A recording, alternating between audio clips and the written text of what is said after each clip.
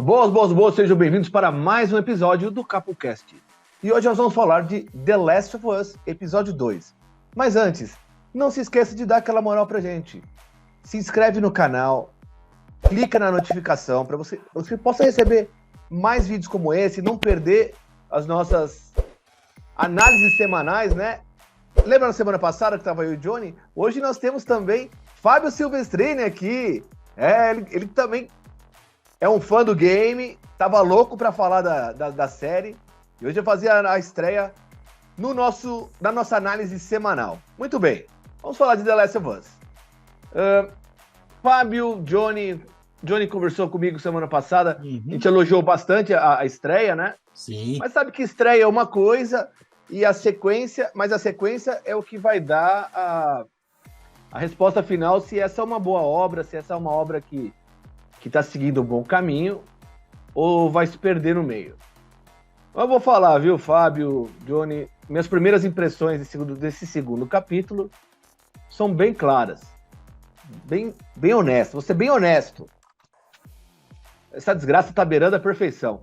É a melhor adaptação que eu tô vendo nos últimos tempos, tá? É a melhor adaptação, tá? Que é difícil adaptar. Você tem um material como do game, você tem um material como da HQ, é difícil você adaptar sendo fiel ao material. Muito. Tá? Muito. Exato. E The Last of Us, eles estão caprichando, os produtores estão caprichando. O cara lá do Chernobyl, que eu sempre esqueço o nome dele, ele é muito bom, né? O criador do jogo sempre tá envolvido em tudo, nos designs dos monstros. Então, uma perfeição. Eu nem vou entrar na história ainda. Primeiro eu vou fazer só esse comentário sobre a parte visual da série, que é praticamente o jogo, né? Acho que os três jogaram aqui The Last of Us. E a cena do museu, né, Fábio? A cena do museu, aquilo ali é cuspir descarrado o game, né? Olha, deixa eu fazer aqui a minha introdução nesta obra que espero que seja prima, tá, cara? Porque o que você falou é a pura verdade. A adaptação visual, né, e do jeito que você vê no game, eu nunca tinha visto. Desse jeito, eu nunca tinha visto. E olha que eu confesso que, por exemplo, por ser canônico, tinha gostado bastante do Assassin's Creed do Fassbender, né, por ser canônico.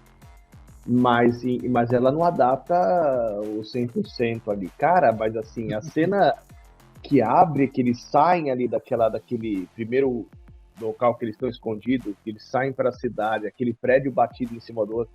Cara, é um jogo completamente, cara. O negócio é muito bom. Acho que uma coisa que o Balu falou, a gente tem que ressaltar, o envolvimento não só dos criadores do jogo, da empresa que cria o jogo, do PlayStation, todo mundo está envolvido. Me dá um fio de esperança por algo que eu tenho muito medo, que é a adaptação do God of War. Eu acho que, de repente, tem que repensar onde ele será feito. Está dito que vai ser na Amazon. Mesmo assim, eu tenho muito medo. A HBO já viu que sabe fazer o negócio. Apesar do Mortal Kombat, não é? Mas do resto... Eu acho que o caso do Mortal Kombat não foi exatamente a HBO que fez. A vertente da HBO que fez. Foi a vertente da Warner mesmo. Sim, eu sei. Ele foi diferentes, foi lançado na HBO, né? Mas também o envolvimento. Eu acho que o Ed Boon não estava metido no Mortal Kombat. Como a galera do Last of Us se engajou para fazer algo tão igual. Mas a princípio é isso aí, Balu. Antes de você iniciar no capítulo em si, eu preciso falar, tá muito bom e espero que assim se mantenha. Johnny, você que é um especialista em evolução dos fungos, tá? Você que mostrou toda a sua categoria na evolução dos fungos no capítulo passado. Eu comentei da cena do museu, né? Que a gente viu pela primeira vez os clickers. Né, que já é uma evolução dos corredores, né? Os corredores, né? Que é a primeira etapa. A primeira etapa é os corredores, a segunda etapa, que é aquele que já está com mais ou menos alguns fungos, são os perseguidores, e o que a gente viu lá no museu, aqueles bichos. Essa segunda geração, é o terceiro, é os clickers. Ô Johnny, essa segunda geração é aquela que deu um beijo na menina? Sim. Os perseguidores foi o que deu o beijo na Tess. Isso, então, exato. Então, legal, porque tem 5 etapas, né, pelo que eu me lembro. A evolução desses 20 anos, a gente chegou a ver até a terceira etapa, que é os clickers agora. Isso. Legal. Exatamente. Então, exato. Então, o que a gente viu foi uma continuação do primeiro capítulo, exatamente onde parou o primeiro capítulo. Agora, até o Joel e a Ellie, eles estão indo em direção ao QG central dos vagalumes, né, para poder entregar a menina. E é basicamente isso. E é basicamente isso a história do capítulo, né? Porque o que a gente viu, o que eu pude perceber, é que agora ele trabalhou dentro da história o relacionamento entre a Ellie e o Joel. Sim. Né? Com a Tess intermediando. Só que, como a gente sabe, a Tess não chegou no fim do capítulo. Infelizmente. Morreu mais rápido do que no game, né? Porque no game acho que tinha umas 2 missões laterais antes de acontecer o que aconteceu. Tinha eles passando por dentro do prédio tombado, né? Que estaria cheio de infestados ali, cheio de clickers e corredores, antes deles chegarem no Congresso. Aí, no caso, só deixaram... Aquela missão da bateria, né? Tinha uma missão da bateria, por a bateria ainda, que ela participou mais, por isso quem jogou o game, ele olha e fala, pô, ela já morreu. E no game ela durou um pouquinho mais, né? Um pouquinho mais. Mas, ô Fábio, você que não estava no primeiro capítulo, não deu a sua opinião, o que você achou dessa mudança com relação ao game? E nesse episódio ficou ainda mais específico, mais esclarecido, graças às geniais, isso é uma adição também é uma outra adição em relação ao game que não tinha, que são os prólogos, quer dizer, as aberturas, né? Explicando o que são os fungos, explicando a gravidade da situação, como começou a pandemia, né? Então, a gente começou... o primeiro capítulo a gente estava lá no bairrozinho do Joe, né, praticamente. E dessa vez a gente foi lá para Jakarta, na Indonésia, que é o Ground Zero, que é o local onde começou a se espalhar a pandemia.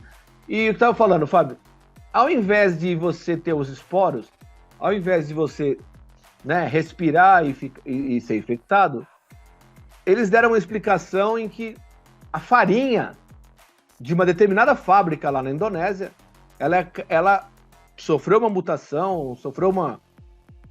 Não sei como é que eles explicaram bem lá, mas parece que sofreu... Alguma coisa aconteceu com aquela farinha que ela ficou infectada com esse fungo aí.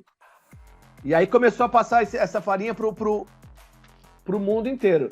E foi assim que se espalhou essa infecção. Você gostou dessa variação? Eu acho que é o de menos, né? Eu acho que a criação do fungo em si não é... É como se fosse, levando ao Resident Evil, uma criação do T-Virus de uma forma diferente.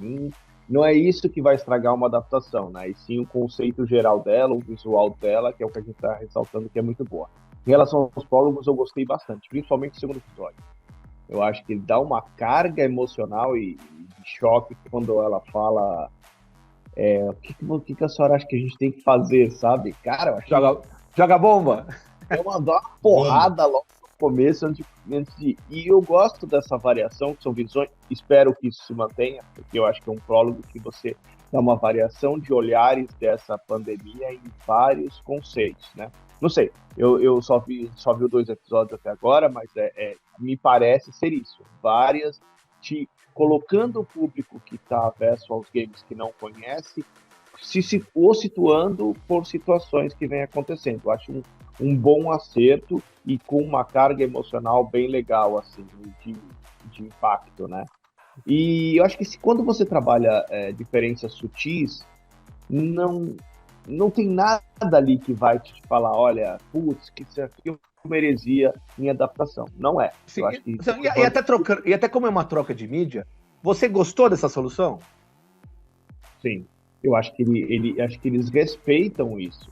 A gente sempre fala aqui, quando vira pro padrinho e fala, pô, mas tem que estar... a gente é fã, mas tem que ver para o público externo. Só que aí, essas vezes, essa adaptação ao público geral, ela fere muitas coisas que os fãs ficam tristes, né? Sim. Nesse caso especificamente, não mexe com o fã, não mexe com a adaptação em si. Eu tô gostando disso também, cara. Legal. E como eu tava falando, a gente começou com a Ellie. Eu gosto muito do visual da série, porque você vê a primeira cena é a Ellie deitada naquela grama, que é a mesma corzinha dos fungos, sabe? É a mesma escolha de tons dos fungos. E para deixar bem claro que ela é imune, né? É a história. Só que outra coisa, Johnny, que foi diferente com relação aos games, foi como o Joel aceitou, entendeu na cabeça dele que a Ellie era imune.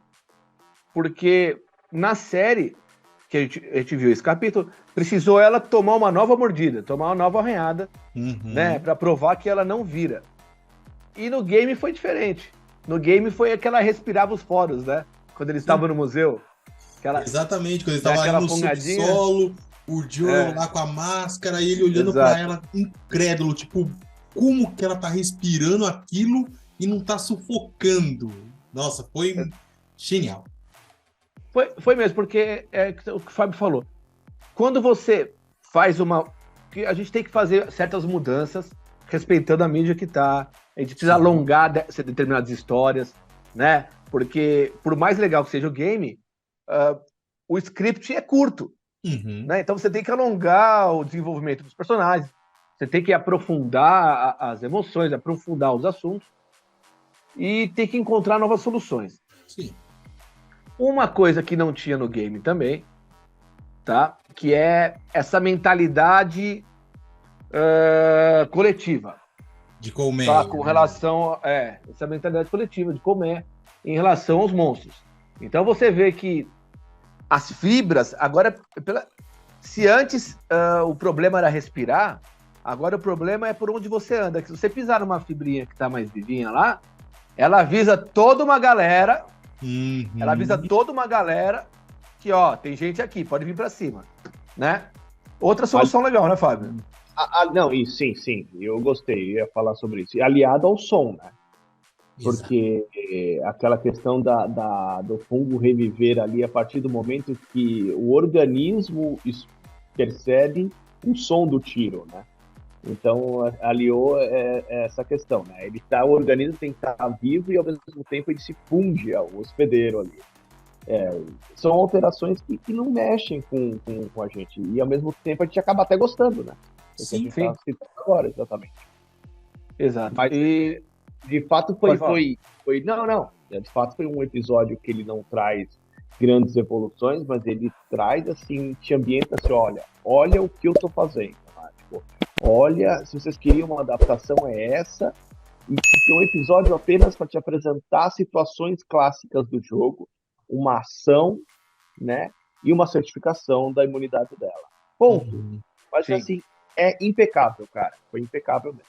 E eu vou elogiar outra adaptação com relação ao game, que ele mudou um pouquinho, porque eles tiveram que entrar pelas ruas de Boston, tinha que passar pelo hotel, tinha que passar pelo museu, né, até chegar no QG dos vagalumes. Chegou lá, ao invés... igual no game, a Tess foi infectada, tá lá no dorso dela. A gente lembra da regra que a gente leu no capítulo passado, né, Johnny? Exato. 5 a 15 minutos para a parte de cima da infecção, essa parte do meio de 2 a 8 horas e para baixo, abaixo de 8 horas, acima de 8 horas. Isso. Né, que demora para infeccionar. Por isso que era o pessoal perdendo os dedinhos, o pessoal perdendo o braço lá, porque dá tempo de cortar e ainda salvar a pessoa. E a Tess foi infeccionada no local que não dava para tirar, né? Que ela foi aqui no ombro, pertinho do pescoço. Ela já percebeu que estava nos seus momentos finais. Sim. Mas, por falar nos momentos finais dela, no game, quem dá o fim a ela é a equipe da Fedras. Sim. Que estava atrás da Ellie, né? E nesse caso, quem fez isso foi a colmeia de bichinhos, né? A mentalidade coletiva que atacou. Isso. E vou falar, eu gostei mais dessa forma. Eu achei que fez mais sentido e você dá uma importância maior para os infectados do que, por exemplo, no The Walking Dead. Sim. Tá no The Walking Dead, você tem os mortos-vivos e eles são do mesmo jeito. Eles andam a 4 por hora, né? Eles andam com o carrinho pneu furado lá, sempre, anda tudo junto. Eles enxergam, mas não enxergam. Eles olham, mas não olham. Se ele sentir o cheiro do mortinho lá, passa reto dos caras. Não, e passa o tempo e o morto-vivo não evolui. Ele é sempre a mesma coisa. Então, a partir do momento que o pessoal do Walking Dead aprendeu a matar os zumbizinhos, diminuiu metade da importância. Sim. Né? Diminuiu metade da importância. Então... É que aqui eles deixam claro na forma da infecção que não são zumbis. Sim, né? Exatamente. Não são zumbis, são outros tipos, é uma criatura nova. Exatamente, até porque sempre, até mesmo nos jogos e na série, são colocados como infectados. Exatamente. Eles correm, eles têm outras habilidades ali. Né? É aquilo, Fábio, esse fungo, ele tá dirigindo um carro que ele não sabe dirigir, né? Ele tropeça, ele cai, ele bate na parede. Ele tá dirigindo um carro que ele não sabe, sem saber dirigir. Mas é legal. Você vê que na morte da Tess, o cara foi certinho lá, foi romântico no fim. Né? Então, eu tenho uma teoria, né, sobre o que aconteceu ali, que eu acho que faz muito sentido. Que quando, né, a Tess ali viu que os infectados estavam vindo, não tinha mais, né, para onde ela correr nem nada do gênero, quando a colmeia lá de infectados chegou para dar uma olhada no lugar, e aquele perseguidor viu a Tess, por ele estar na mente coletiva já ali com fungo, ele deve ter percebido sim que ela estava infectada. E eu tenho certeza que aquele beijo com os fungos saindo aqui era uma maneira dele conectar a Tess também ao coletivo. Sabe? Trazer ela. São raízes, né? São raízes. Exatamente. São raízes. Então você... Você falou a palavra certa. Conectou ela estava offline. Aí deixou ela online na mente coletiva ali. Entendeu? Então meteu um online lá, colocou o fiozinho da net ali. Foi exatamente isso. Ligou o Wi-Fi. Ligou o Wi-Fi nela. Então, é exatamente isso. E eu gosto assim, eu acho que o visual dos instaladores, né, dos clickers, é um absurdo. Lindo. O cenário de Boston destruído, um absurdo. Um absurdo que é parecido com o game, tá? Então, eu vou falar, eu achei um capítulo... Cara, eu coloquei no site, no nosso site lá do Capô, a review tá lá, bem detalhadinha, bem explicadinha, vários detalhezinhos ainda gostosos de você ler.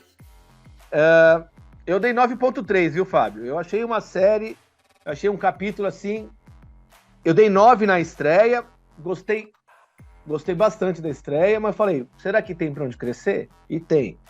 E dá pra crescer mais ainda. Então, eu tô...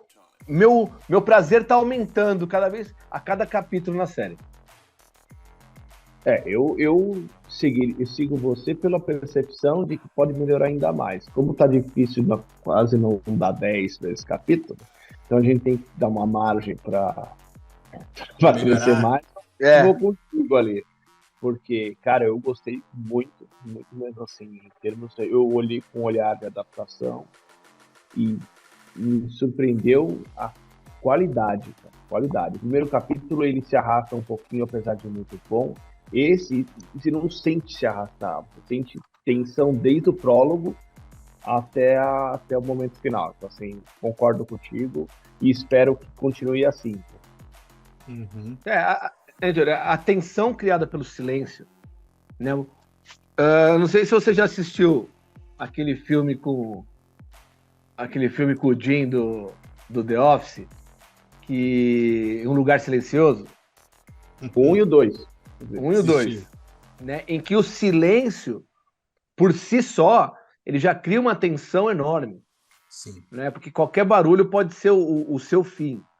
E esses infectados vão pelo mesmo caminho. A partir do momento que vai aumentando a infecção, que vai evoluindo a infecção, a primeira coisa que eles perdem é o controle do globo ocular. Isso. Né? Vai embora o globo ocular. Então você vê que o bichinho que deu... Tô com coceira no olho aqui. Você vê o bichinho que... Deve estar transformando já. Você vê que aquele infectado que pegou a Tess, ele sabia onde é que ele estava, ele olhou para ela e ele foi direto, porque ele ainda tinha controle do globo ocular. Isso. Já essa terceira geração, ela já não tem, é só aquele fungo, que parece aquele fungo aqueles corais do fundo do mar, sim, sabe? Parece um coral do fundo do mar. Exato. Aquele fungo ele já não tem mais a visão, então é pela audição. Então isso para mim é um fator que diferencia muito com relação aos outros filmes, outras séries de apocalipse zumbis. Sim, sim. Né? Qual foi a sua nota, Johnny? Então, eu como dei 9,5 no primeiro episódio, com aquela margenzinha, nesse aqui eu vou dar 9,7, porque a gente sabe que vai aumentar. Uma hora vai chegar o 10zinho, né? E vale até mesmo salientar sobre a terceira geração, né, dos clickers, né, os instaladores, e além da audição, eles não fazem aqueles estalinhos por nada. É ecolocalização, igual morcego. Eles dão aquelas estaladinhas, a onda de som vai lá, bate, volta e traz a informação para eles. Então, mesmo que você esteja em absoluto silêncio, se você até mesmo vacilar na respiração, eles te pegam. E, é muito tenso isso. Nossa, a série tá passando muito bem. Porque você sente essa tensão jogando e assistindo a série você sente a mesma tensão, só que até mesmo dobrada, se pá. É muito louco. É porque a Ellie, ela tá numa fase ainda em que ela é um bebê dentro desse mundo. Sim. Sabe? Então ela comete todos os erros possíveis. É o barulho, é sair andando sozinha, né? É não prestar atenção nas coisas. Ela não sabe nadar, aliás, igual no jogo. Exato. Né? Igual no jogo, ela não sabe nadar, né? Então, ela é tipo um bebê nesse universo aí, porque ela viveu o tempo dela na cidade e quando ela não estava com a galera do Fedras, ela estava presa pelos vagalumes. Né? Então, outros detalhes que eu separei aqui bem rapidinho para conversar, antes de a gente acabar, alguns detalhes bobinhos, coisas assim, mas, por exemplo, eles deixaram claro que o fogo é uma forma de você combater os infectados. Sim. Tanto no começo da série com a bomba, que aliás tinha bomba em Boston também, e tinha um buracão lá, então acho que isso foi levado em conta por todos os países. Mas também, no fim, quando ele põe fogo no bichinho lá, quando a Tess explode tudo, sabe? Quando a Tess explode tudo com gasolina. Então, o fogo é um detalhe que ajuda bastante. Outro detalhe é o seguinte, diferente do The Walking Dead, vamos fazer uma comparação com o The Walking Dead.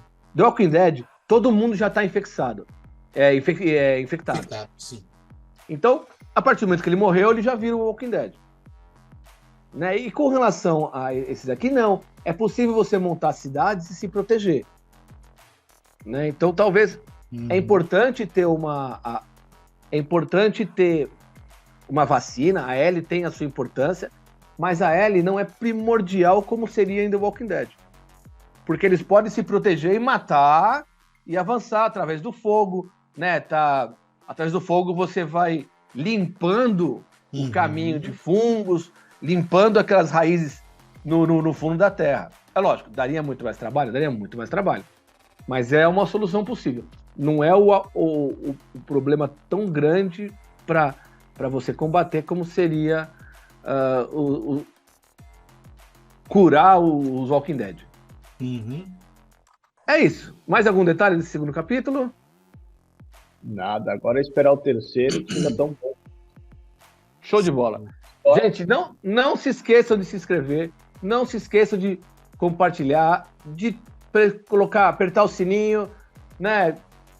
Que é o sininho de notificações, porque esse sininho, toda vez que a gente coloca o vídeo, vai chegar o vídeo do episódio 3 do The Last of Us, o sininho vai lá e te informa, né? Então, é muito importante para você não perder essa sequência de conversa, a evolução das nossas opiniões. Eu lembro que os 3 aqui, diferente de alguns vídeos que vocês estão vendo, que o cara fala, olha, eu acho, mas o cara já viu os 8 capítulos, os 10 capítulos, entendeu?